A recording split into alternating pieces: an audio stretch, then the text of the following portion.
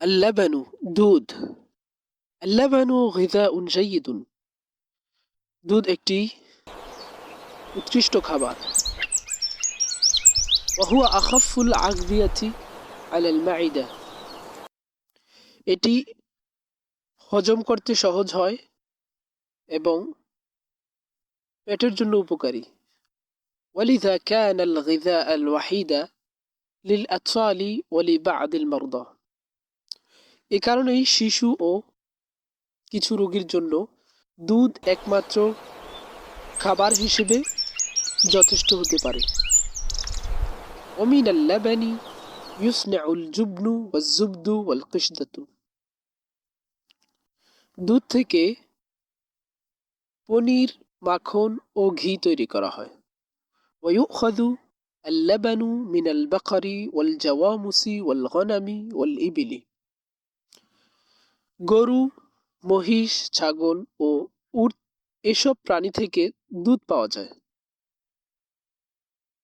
ونحن نشربه بعد غليه جيدا এবং আমরা তা ভালো করে নাড়া দেওয়ার পর খাই পান করি শব্দার্থ আল্লাবানু লাবান শব্দের অর্থ হচ্ছে দুধ আল্লাবানু গিযাউন খাদ্য গিযাউন শব্দের অর্থ হচ্ছে খাদ্য জাইয়িদুন ভালো উপকারী ওয়াহুয়া এটি আখাফু সহজ আখাফুল আগজিয়া সবচেয়ে সহজ খাবার আলাল মাইদা পেটের জন্য বা হজম করতে পেটের জন্য সবচেয়ে সহজ ওয়ালিদা এ কারণেই কানা আল গিদা আল ওয়াহিদা গিদা খাবার আল ওয়াহিদা একমাত্র খাবার হিসেবে লিল আতফালি বাচ্চাদের জন্য ওয়ালি বা আদিল মারদা ও কিছু রোগীর জন্য মারিদুনের বহু বচন মারদা লি বা আদিল মারদা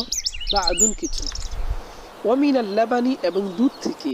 ইউসনাউ তৈরি করা হয় আল জুবনু পনির ওয়াজুবদু মাখন ওয়াল কিসদাতু ও ঘি ওয়ায়ুখাযু এবং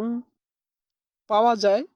বা নেওয়া হয় আল্লাবানু দুধ মিনাল বাকরি গরু থেকে অল জাওয়ামুসি এবং জওয়ামুস মহিষ আল গনাম ছাগল আল ইবিল উট ওনাহনু আমরা নাশরাবুহু তা পান করি বাদা পরে গালিহি মিশানোর পরে জাইয়িদান ভালো করে মিশানোর পরে আমরা তা পান করি